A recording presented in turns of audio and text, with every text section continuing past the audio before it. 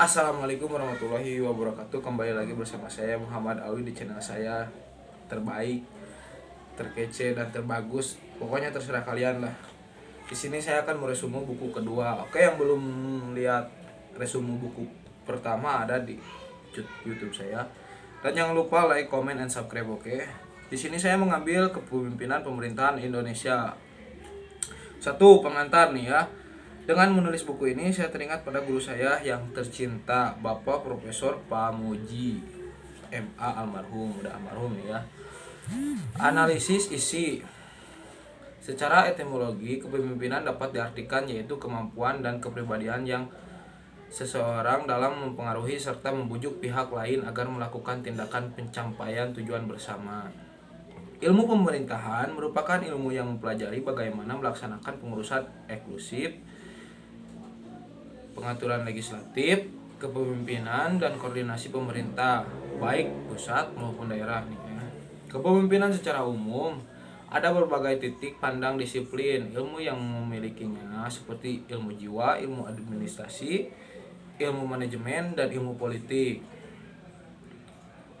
Dalam satu daerah yang tidak ada kepemimpinan pemerintahan sama sekali tidak menutup kemungkinan terjadi berbagai degradasi moral yang anarkis seperti perkosaan, pelecehan, perzinahan, pencurian, perampokan, dan penindasan sampai pembunuhan. Oke. Ini kalau misalkan ada daerah-daerah yang agak ada pemimpinan pasti terjadi kayak gitu pokoknya mah ya. Pasti masyarakatnya tuh anarkis lah. Soalnya kan gak ada yang mimpin. Jadi ya alhamdulillah kalau negara kita, daerah kita masih punya pemimpin. Dan mudah-mudahan sebelum dilanjut nih ya, dan mudah-mudahan pemimpin-pemimpin kita itu pada baik, pada tanggung jawab, pada amanah, pokoknya mau kita doain ya. Soalnya jadi pemimpin itu gak gampang sih. Oke, kita lanjut nih ya. Teori otokratis dalam kepemimpinan pemerintahan. Teori otokratis dalam pemerintahan adalah teori bagaimana seseorang pemimpin pemerintahan dalam tugasnya bekerja tanpa menerima saran dari bawahan nih ya. Jadi pemimpin tanpa menerima saran dari bawahan, dari ya kalau misalkan RT dari wakil RT-nya, sekretarisnya yang kayak gitulah. B. Teori sifat dalam kepemimpinan pemerintahan. Teori sifat dalam kepemimpinan pemerintahan adalah teori yang mengatakan bahwa kepemimpinan tercipta dari seseorang berdasarkan sifat-sifat dimiliki seseorang tersebut. Oh, ini mah sifat. Yang ketiga, teori manusiawi dalam kepemimpinan pemerintahan. Teori manusiawi dalam kepemimpinan pemerintahan adalah teori yang pemimpinnya benar-benar merasakan bawahannya, baik rakyat maupun staf, sebagai manusia yang dapat dimotivasi kebutuhannya, yaitu Abraham nih ya, motivasinya nih Abraham Maslow, David Max sama Douglas Max Giger.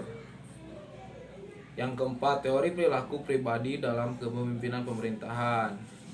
Dalam kepemimpinan pemerintahan adalah teori di mana pemimpin melakukan pendekatan pada bawahannya melalui secara non formal yang tidak resmi. Oh, jadi dekat gitu sama bawahannya tuh nggak asing lah, pokoknya mah jadi sama rata, itu bagus sih.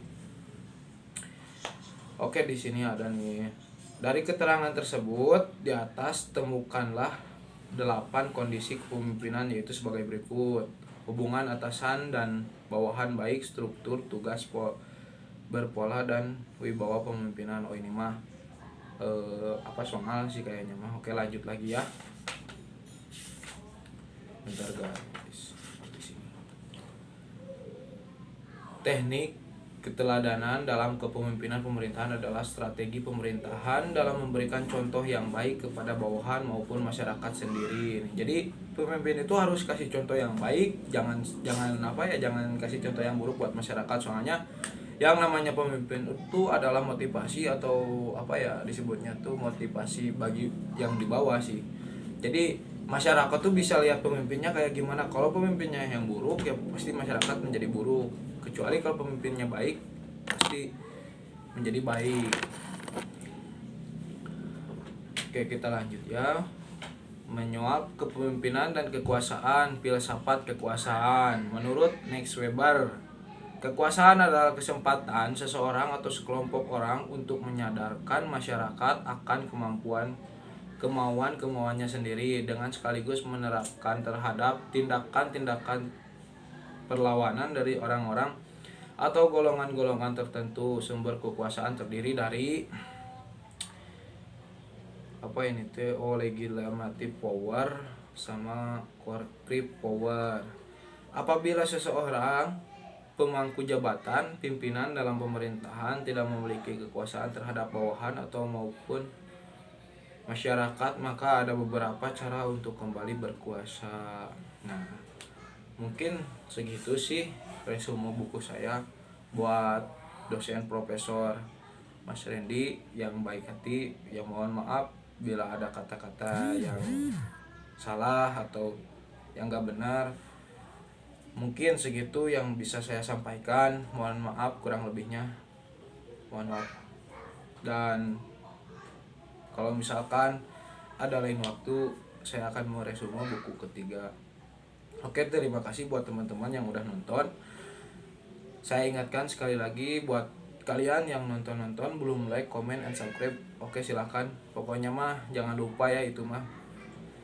Dan terima kasih buat semuanya. Waalaikumsalam warahmatullahi wabarakatuh. Wassalamualaikum warahmatullahi wabarakatuh. Maaf guys, salah.